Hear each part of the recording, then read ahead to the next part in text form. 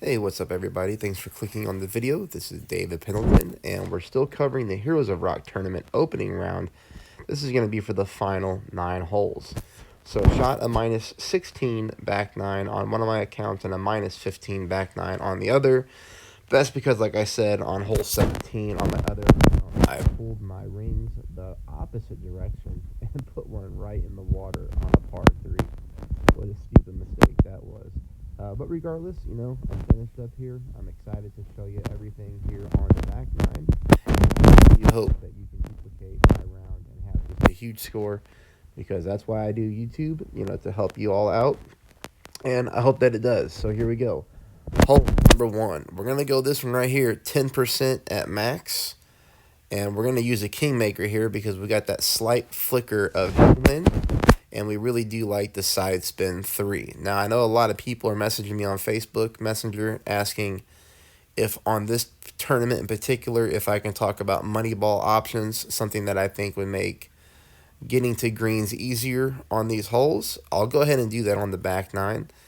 If you have any type of ball here that's going to be, a power 4 or 5 with a side spin 3, 4, or 5, with decent wind resistance, that would be your most ideal ball. This is definitely a win scenario, and where those powerful and those crazy big side spin balls can come into play.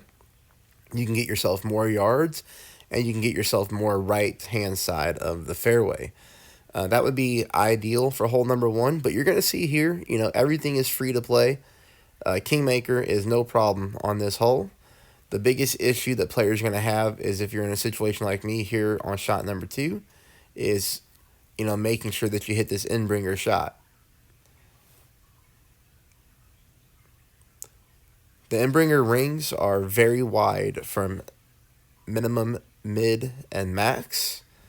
And if you're good with the in-bringer rule, that's going to help you out a lot here. For the purpose of my video, I try to pick a spot and play it at one elevation that most of us can play together. So as you saw there, that shot worked to win in the hole, but if you know the in-bringer rule, then of course you'll be a lot better off, and you don't really need to watch me hit an in-bringer shot. So hole number 2, I'm going to show you 2 shots on hole number 2. The thing that I really like about this wind angle, okay, this is wind angle we've had in tournaments past. This left to right, treat this really good. We can find a really good line to the hole, and the line to the hole is always finding the end of the ball guideline in this dark green row, which I'm going to show you. We're playing at 30% mid. The only thing that we're doing is just a little bit of backspin, a couple flicks of backspin, and you're going to notice here, I'm going to start moving my target until my ball guideline becomes flat, just like that. Now, so let's watch that again, because the setup is important. I mean, that's what makes this shot. So the game starts us off up here, right, or whatever. If I start moving my target back, see how I'm at the +1 right now? If I just start moving it back a little bit, there's the +1 again. I just get this thing super flat like that. But on top of that, I'm looking for this landing spot right here, and I found it super quick. Look at the dark green row that I'm in. Look at the very end of the ball guideline. Notice how it's in that dark green square, and there's only a little bit of dark green to the left of my ball guideline. Then it becomes that light green square. That's where you want to be for this shot. Now it's just about pulling 30% at mid. So 5.4 rings here. I think this ended up being, 6.4 on the ring. Something like that. I'm trying to talk about that, but it's close. Perfect ball. And you'll see that we catch this nice little roll here into the hole. Essentially comes in dead center. That was at 5.4 miles per hour.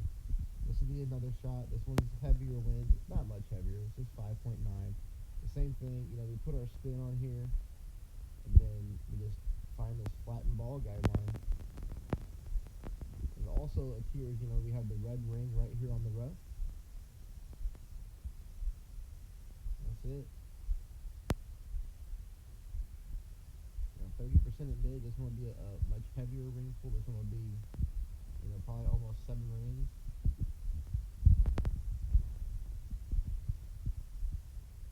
So you'll see here, 2 perfect balls. I just took one shot to practice. I looked at the replay that I had stored on my computer at this wind angle. I took one shot to practice mode. The ball went right into the hole. So, honestly, perfect shot with that exact setup. So I think that's going to be a really good one for you all. Now we go to hole number 12. I just had somebody ask on comment, do I like the rock club over using like an extra mile or probably even an APOC on this hole? No, I don't. But I do think the rock is more forgiving with great shots. If you followed me for a long time, you may or may not remember. Sorry about that. This hole has cost me in past tournaments by me hitting great lefts and putting the ball into, that rock area. So for me, with the rock driver, at least I have a little bit of forgiveness when it comes to great shots. But if you're good at hitting perfect, when you're using curl, because sometimes you can accidentally overpower with the curl. Here I use too much curl. But if you're good at hitting perfect, then use an APOC or use an extra mile. Use whatever your club you're most comfortable with. Look at this curl that I used. That's way too much. I don't even know where I came up, with something like that at. I haven't been using that all tournament long. I really just feel like because the wind was tailwind and it was blowing right to left, I thought I'd put more curl on it. It's on the fairway. That's fine. But you're going to see here, shot number 2, I have to take a very difficult shot here.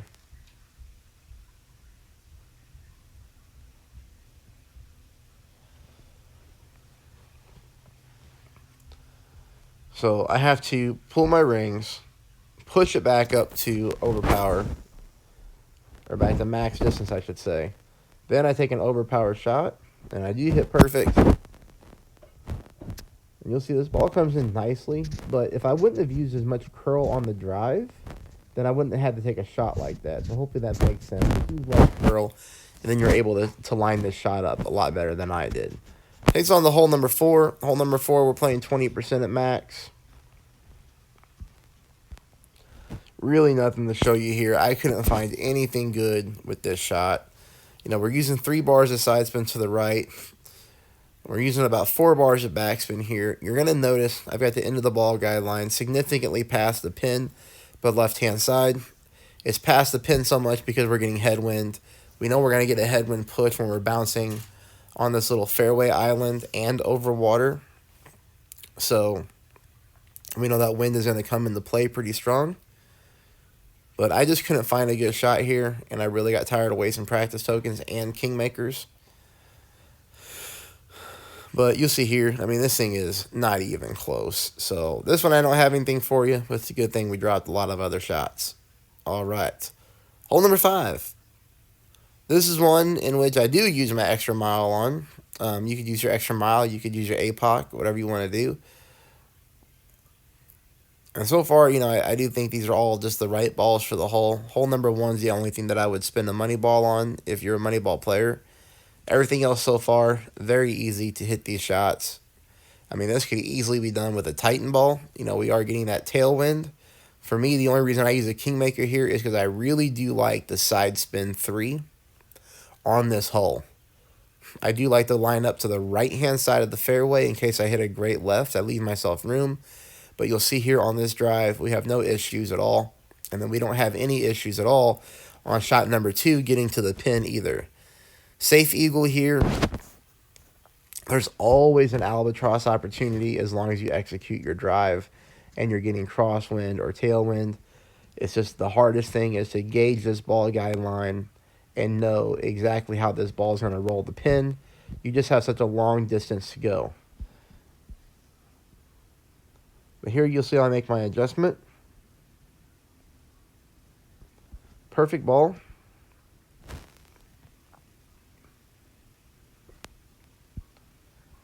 And when I got that angle, I actually thought the ball was going to go in the hole. And look at that. We just land right to the right-hand side of it. So, if you want to get super detailed about this one and you kind of just want to take a look at where I was aiming, you can kind of see it right here.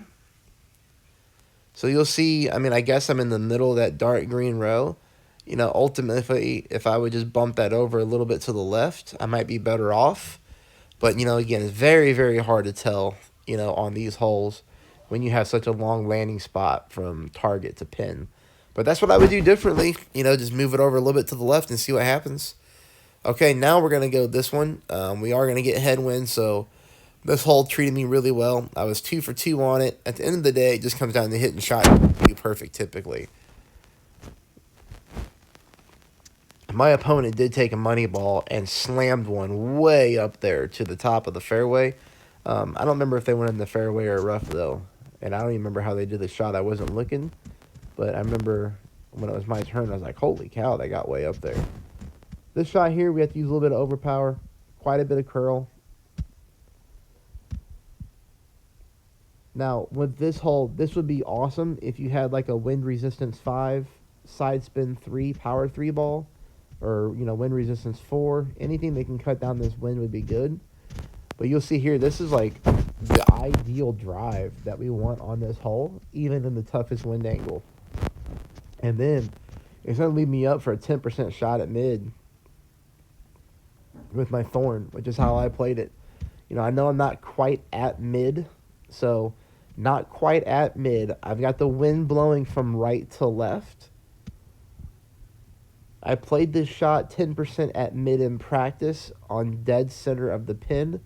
This time I decided to offset to the right-hand side of the cup. You should have saw that there. I know I went a little fast. I normally like to zoom in. Right-hand side of the cup, just like that. I was hoping this would make me not miss left. You can see here I'm still in practice mode. So this is my second time practicing it. Hit a perfect ball. And this one went in dead center. So I copied that on my 2 accounts when in regular mode when it counted, and both shots dropped 2 for 2 on my accounts on that hole. All right, this one is the one that I really screwed up. Now I'm going to tell you something about this one. Is on my first account, I tried to play this with a grizzly from this side and from the right hand side. It was nowhere close. So we need the power. We're using the Goliath. I don't use Pro anymore. I was really asked not to. But on this particular hole, we're having to use a long iron, and you're going to need to use your Goliath on this shot, I think. The Grizzly just didn't have enough power. You can see here we're already at the max distance of the Goliath. You can see here I've already had one shot. This is the account where I put the ball, the water in the... Oh, Jesus, baby, come on. This is the one where I put the ball in the water and pulled the rings to the opposite way. This was just simply a guessing game at this point. When it comes to the spin adjustments, I got 3 to the right, so full side spin to the right, 2 back. Here, obviously I'm in a bad mood because I put the ball in the water. And I'm just kind of looking to see where the ball bounces. To me, that looks like it's going to bounce to the left-hand side of the hole.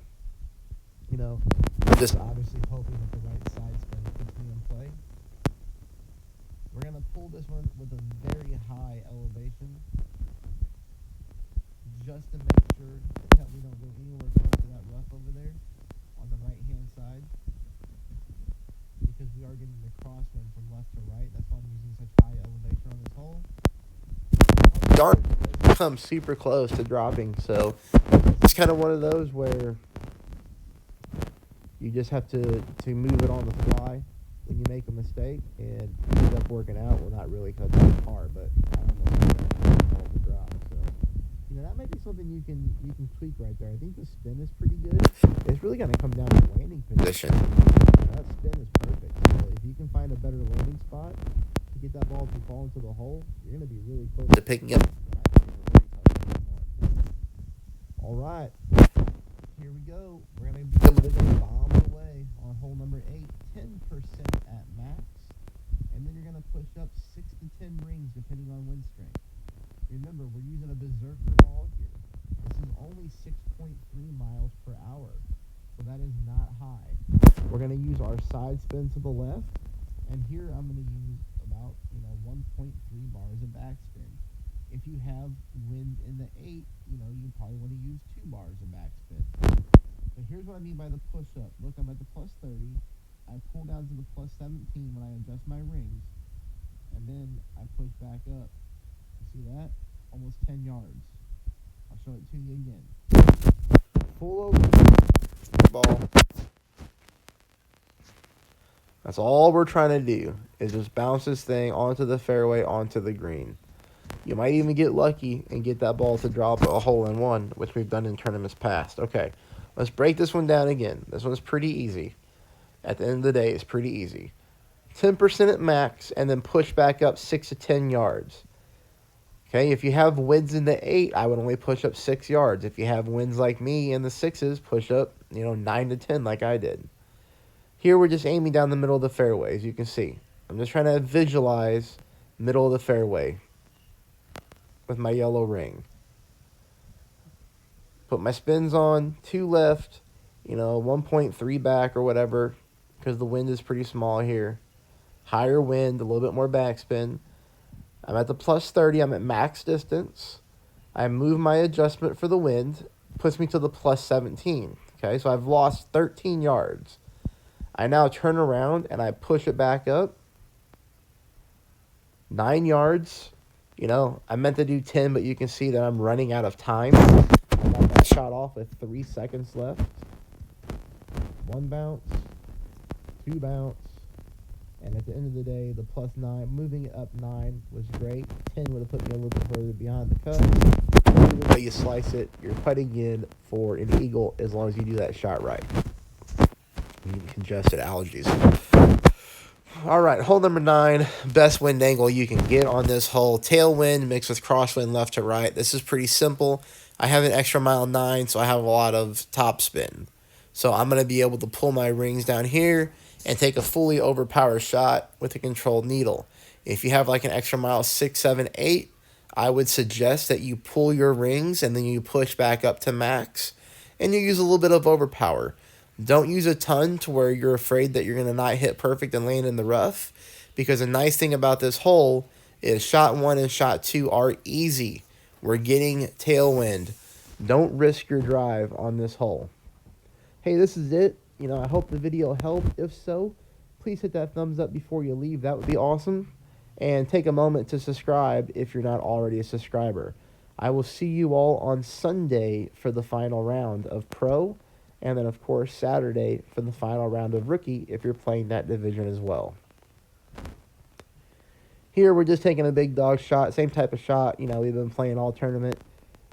We just get ourselves nicely onto the green, and we putt in for the eagle. All right, everybody, let me know how you do, and I'll talk to you next time.